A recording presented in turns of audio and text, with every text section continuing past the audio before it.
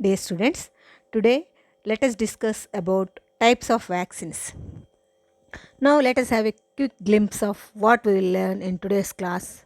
In today's class, we are going to learn about what is vaccine, what is vaccination, what is immunization, what is active immunization and passive immunization, what are the different types of vaccines, role of memory cells, and impact of vaccines on public health. So now let us see what is a vaccine. A vaccine is a substance that helps to protect one against a certain diseases. So, a vaccine can be defined as a biological preparation that provides active acquired immunity to a particular infectious disease. It is an agent that resembles a disease causing microorganism.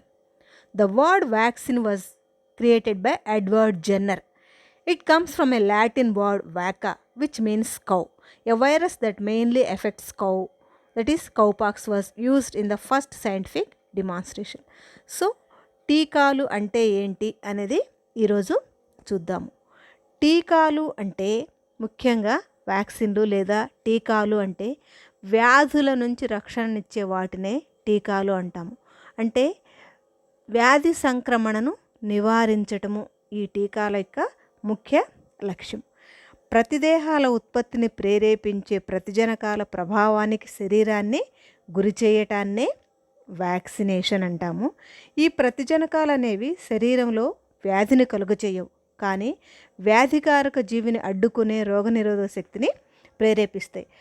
ప్రస్తుతం ప్రపంచం మొత్తం ఈ Covid బారి నుండి రక్షించుకునే దిశగా టీకాలను కనుగొనడానికి ప్రయత్నం చేస్తున్నప్పుడు మనం చూసినట్లయితే మశూచి లాంటి మహమ్మారి వ్యాధులను పూర్తిగా ప్రపంచం నుంచి పారదోలి మానవాళికి ప్రాణభిక్ష పెట్టినవే ఈ టీకాలు. ప్రస్తుతం ప్రపంచం మొత్తం విస్తరించిన కరోనా వైరస్ను కనుమరుగు చేయడానికి 100కు పైగా వివిధ పద్ధతుల్లో యుద్ధ ప్రాతిపదికను కృషి చేస్తున్న తరుణంలో ఈరోజు ఈ టీకాలు ఎన్ని రకాలు, అవి ఎలా పనిచేస్తాయనే అంశం గురించి క్షుణ్ణంగా నేర్చుకుందాం. Now let us see what is vaccination and what is immunization.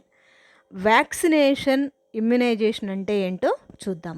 ఇక్కడ వ్యాక్సినేషన్ అంటే it is a treatment which makes the body stronger against an infection, whereas immunization means the process of inducing immunity to an infectious organism or agent in an individual through vaccination.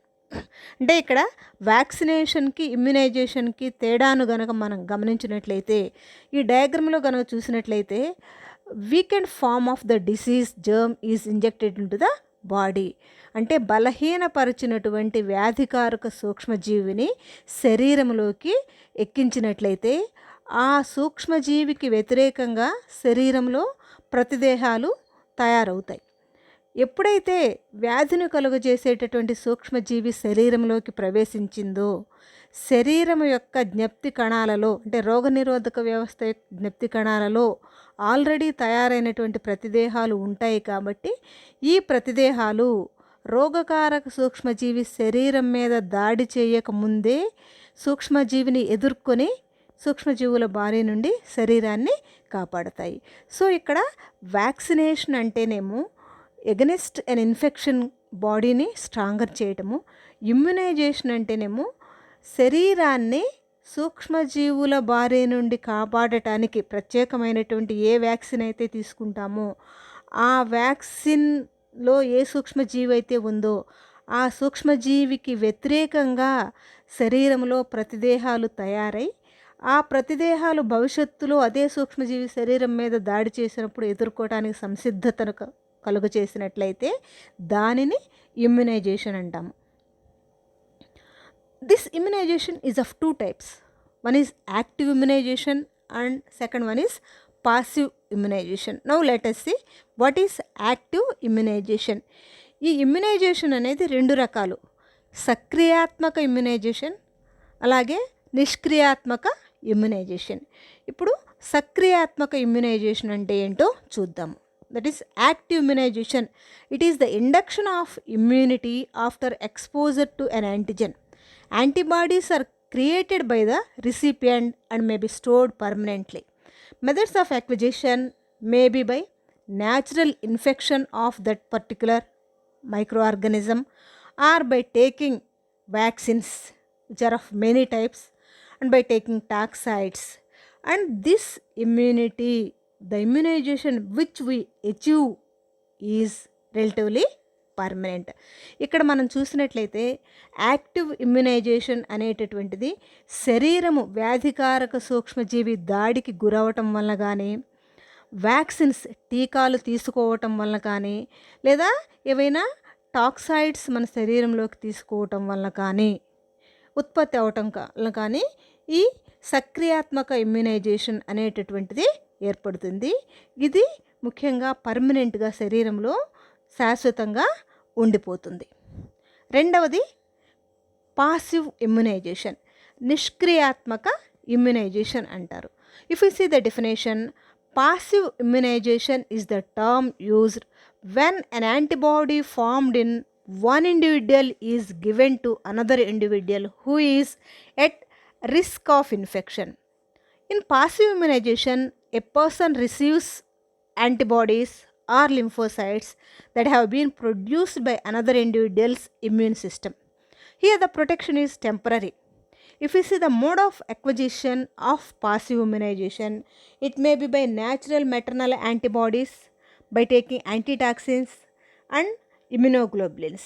If you see in the picture, passive immunization may be by from mother to child through IgG antibodies crossed through placenta, or IgA antibodies from mother milk to child, or by taking antibodies which are produced in another individual.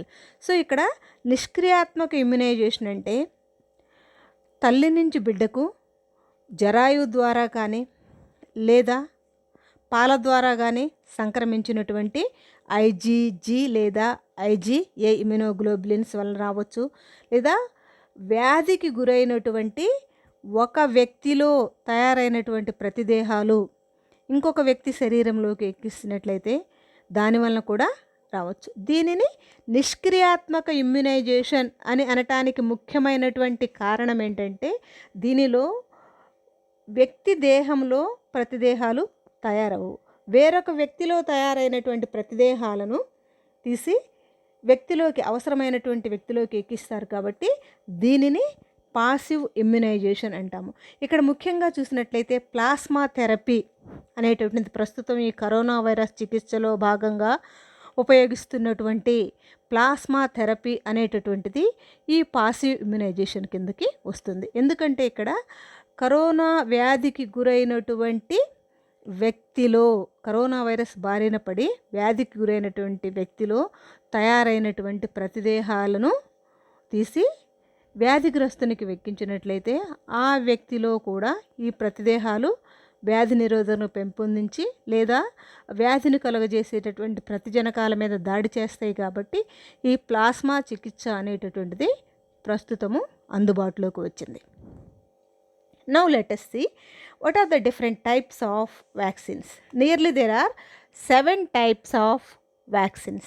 They are live attenuated vaccines, inactivated vaccines, subunit vaccines, toxoid vaccines, conjugate vaccines, DNA vaccines and recombinant vector vaccines. మనకు ముఖ్యంగా 7 రకాల vaccines ఉన్నాయి.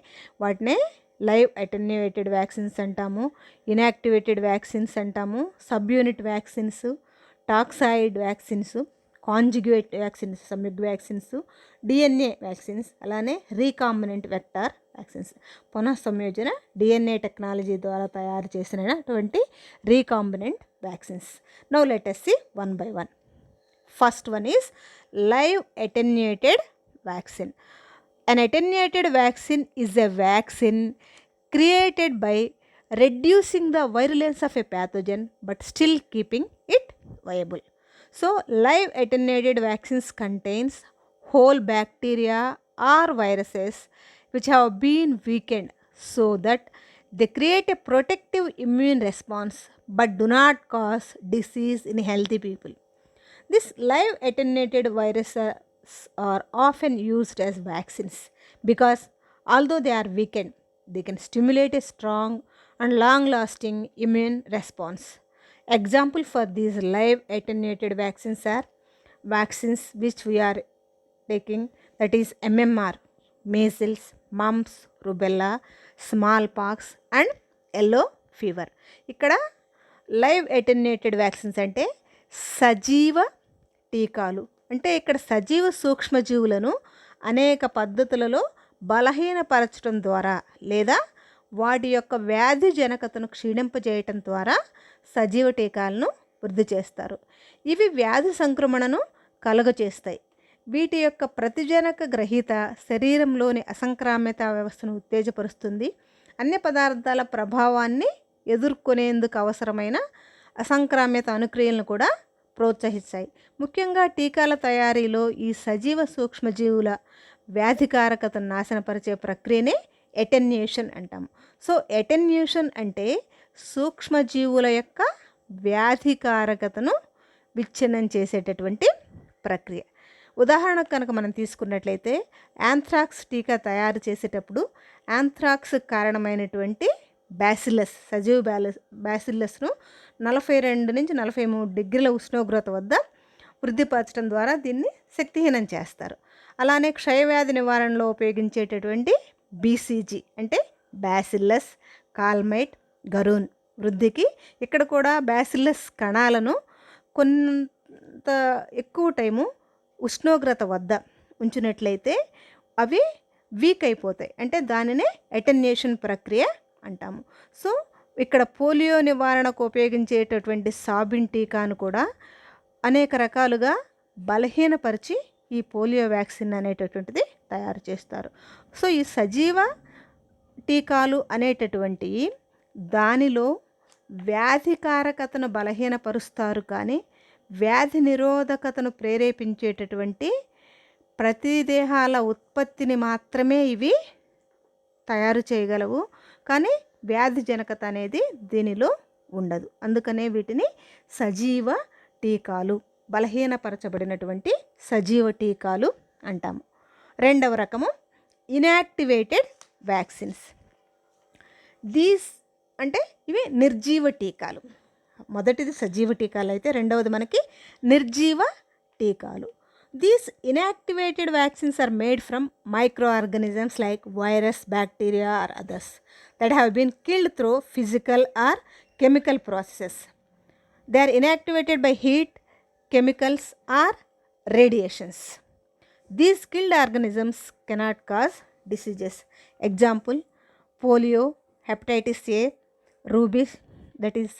rabies, influenza, pertussis, typhoid and cholera. ఈ డయాగ్రామ్లో కనుక మనం చూసినట్లయితే ఇక్కడ this is the active virus where there are antigens on the surface.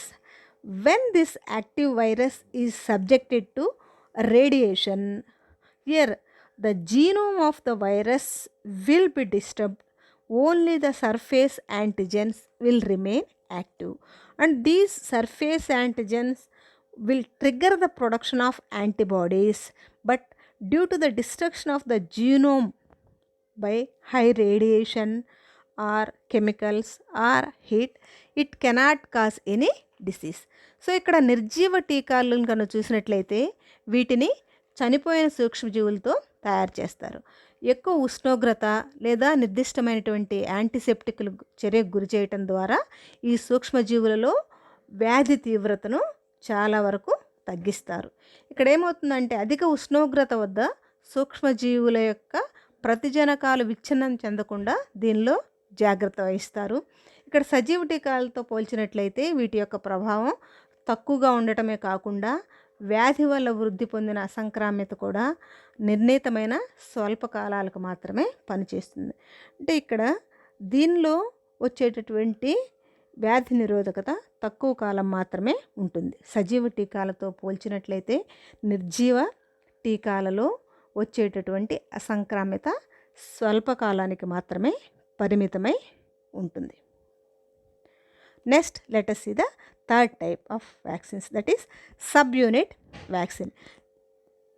A subunit vaccine is a vaccine that contains only the minimal microbial elements necessary to stimulate long-lasting protective or therapeutic immune response. A subunit vaccine is a fragment of pathogen, typically a surface protein, that is used to trigger an immune response and stimulates acquired immunity against the pathogen from which it is derived. Only the antigenic parts of the pathogen are used in this. These parts are necessary to elicit a protective immune response. If you take examples for these subunit vaccines, diphtheria, pertussis, tetanus కోరింత దగ్గు నివారించడానికి ఉపయోగించేటటువంటి vaccine. అలానే hepatitis B vaccine, human papilloma virus, haemophilus influenza type B, meningococcal and pneumococcal vaccines are some of the examples of subunit vaccines. ఈ subunit వ్యాక్సిన్స్లో ముఖ్యంగా surface protein అంటే virus యొక్క ఉపరితలం మీద ఉండేటటువంటి సర్ఫేస్ ప్రోటీన్ల నుంచి మాత్రమే వ్యాక్సిన్లని తయారు చేస్తారు.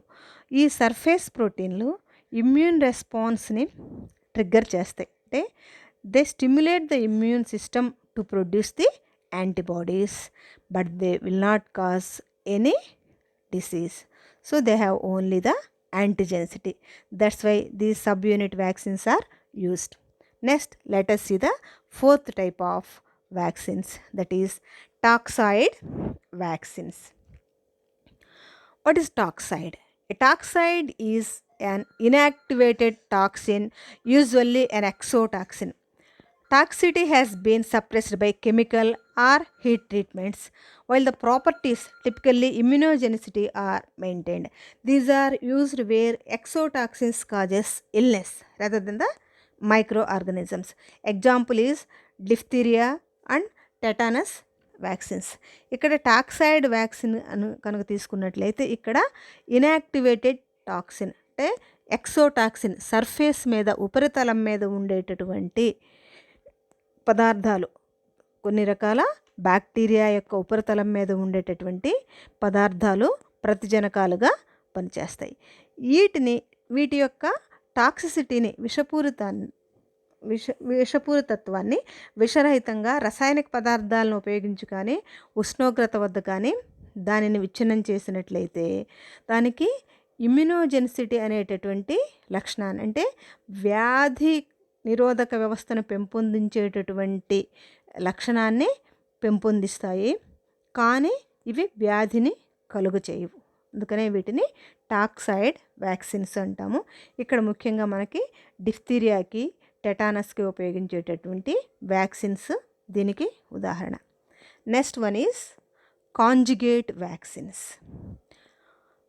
A conjugate vaccine is a type of vaccine which combines a weak antigen with a strong antigen as a carrier, so that the immune system has stronger response to the weak antigen.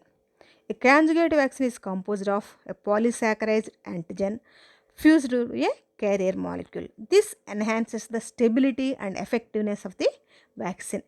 The best example for conjugate vaccine is Hib vaccine, that is Haemophilus influenza type B vaccine. So సంయుగ్మ వ్యాక్సిన్లు అంటే ఇక్కడ ఒక బలహీనమైనటువంటి ప్రతిజనకాన్ని ఒక బలమైనటువంటి ప్రతిజనకంతో కలిపినట్లయితే రోగనిరోధక వ్యవస్థ యొక్క స్పందన ఈ బలహీనమైనటువంటి ప్రతిజనకానికి వేగంగా ఉంటుంది.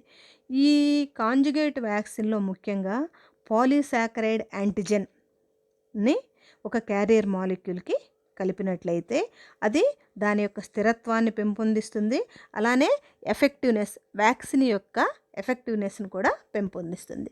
దీనికి ముఖ్య ఉదాహరణ Hib vaccine, that is haemophilus influenza type B. Next let us see DNA vaccine.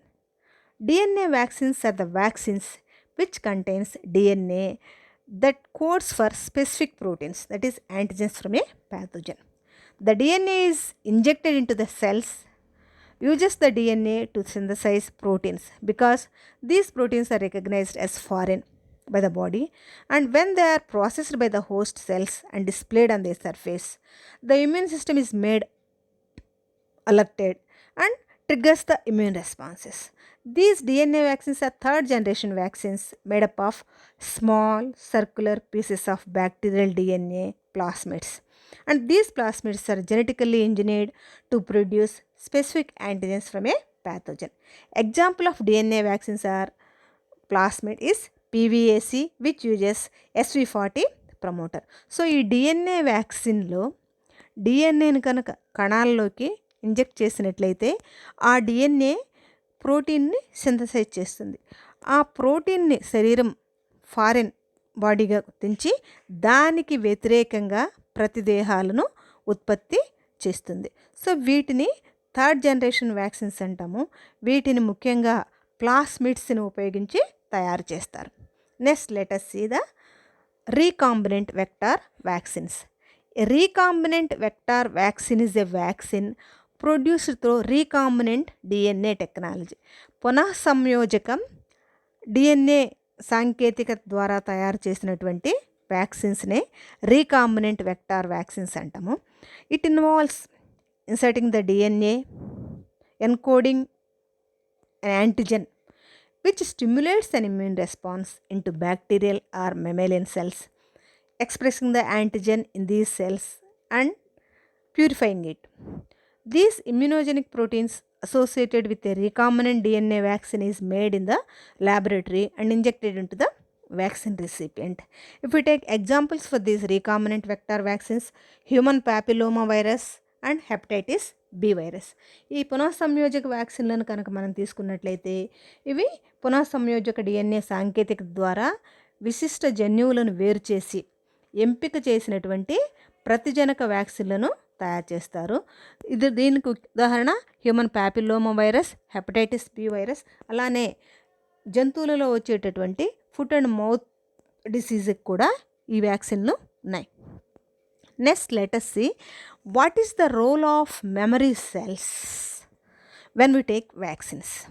అంటే టీకాలు తీసుకున్నట్లయితే ఆ టీకాలు శరీరంలో పనిచేసి వ్యాధుల బారి నుండి శరీరాన్ని రక్షించడంలో మెమరీ సెల్స్ యొక్క పాత్ర ఏంటి అనేది కనుక మనం చూసినట్లయితే, depending on the incubation period of the pathogen, the activity of the memory cells and response of the memory cells mainly depends upon the incubation period of the pathogen. If we see, if the incubation period is short, in case of influenza, where the symptoms are already underway by the time memory cells are activated, the repeated immunization with neutralizing antibodies. If incubation period is long, they will be more effective. Example, in case of polio virus, enough time to allow memory B cells to respond. So ఇక్కడ memory cells యొక్క పాత్ర incubation period కనుక ఎక్కువ ఉన్నట్లయితే వైరస్కి ఆ vaccine పనిచేయటంలో సరిగా పనిచేస్తుంది. అదే ఇంక్యుబేషన్ పీరియడ్ అనేటటువంటిది తక్కువగా ఉన్నట్లయితే ఆ వ్యాక్సిన్ యొక్క పనిచేయటం అనేటటువంటిది శరీరంలో అంతా సక్రమంగా స్పందించకపోవచ్చు. Next let us have a look at what is the impact of vaccines on public health. If we see, millions of human lives have been preserved by the fruits of Jenner's genius. That means Edward Jenner, who discovered vaccine. The discovery of vaccination by Edward Jenner led to the protection of millions of lives. In between 1977 and 1980, smallpox was totally eradicated in United States, and global eradication is currently a major consideration in case of many of the viral diseases. Phenomenon of herd immunity is coming into existence nowadays, and these measles occurrence is at a recorded low rate due to this vaccination. So we can conclude as vaccination greatly reduces diseases, disability, death and